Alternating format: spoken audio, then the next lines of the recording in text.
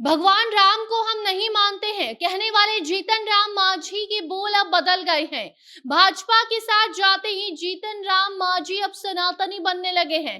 कभी ब्राह्मणों पर विवादित बयान देने वाले जीतन राम मांझी को अब ईश्वर पर इतना भरोसा हो गया है कि वो कह रहे हैं कि ईश्वर की कृपा से ही तो मैं मुख्यमंत्री बना हूं, अगर भगवान नहीं तो कुछ नहीं। और यही जीतन राम मांझी जब नीतीश कुमार के साथ थे तो कभी ब्राह्मण तो कभी भगवान राम भगवानों पर विवादित बयान कर देते रहते थे। कई टिप्पणियां करके ये सुर्खियों में बने रहते थे जो कि बेहद ही शर्मनाक होती थी।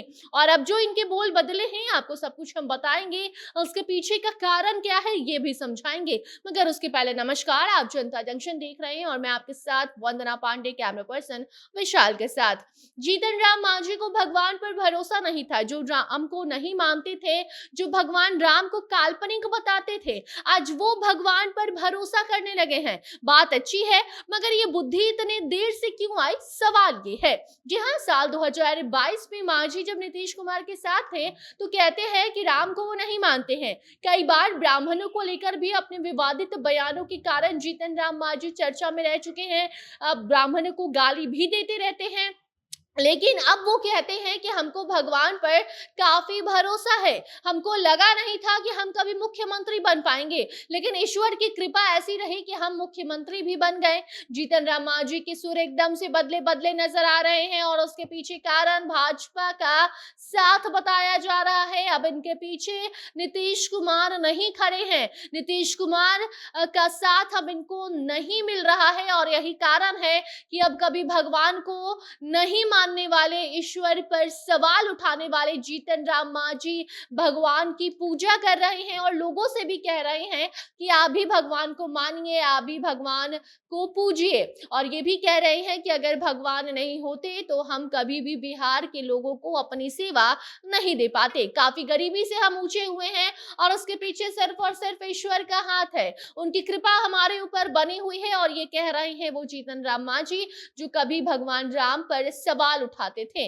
आपको बताना चाहेंगे कि एकदम से इनके बोल बदले बदले नजर आए। जहानाबाद के करपी प्रखंड क्षेत्र के 13 गांव में श्री लक्ष्मी नारायण महायज्ञ का आयोजन किया गया, जहां बिहार के पूर्व मुख्यमंत्री जीतन राम मांझी भी पहुंचे थे और वहीं पर श्रद्धालुओं के साथ उनके बीच बैठकर वो अपनी ये बातें रख रहे थे। श्रद्धालुओं को बताते हैं कि अगर आप भगवान की पूजा मन और श्रद्धा के साथ करेंगे तो आपकी सभी इच्छाओं को भगवान पूरा करेंगे और उनकी जो आप सेवा करेंगे वो कभी भी व्यर्थ नहीं जाएगी। मांझी अपने इस बयान से फिर से सुर्खियों में आ चुके हैं। हालांकि ये कोई विवादित बयान नहीं है, ये बहुत अच्छी बात है कि ये सनातन धर्म का प्रचार कर रहे हैं, बता रहे हैं कि सनातन धर्म कितना पवित्र है।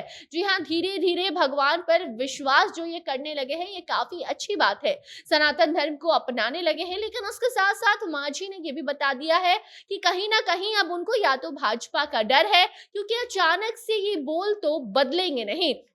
वैसे भी कहा जाता है कि नेचर और सिग्नेचर कभी नहीं बदलता, लेकिन अगर उनकी सोच बदली है तो अच्छी बात है। लेकिन अगर सोच नहीं बदली है और किसी के डर और दबाव के कारण ये सब कुछ बोल रहे हैं तो फिर ये बात अलग होगी।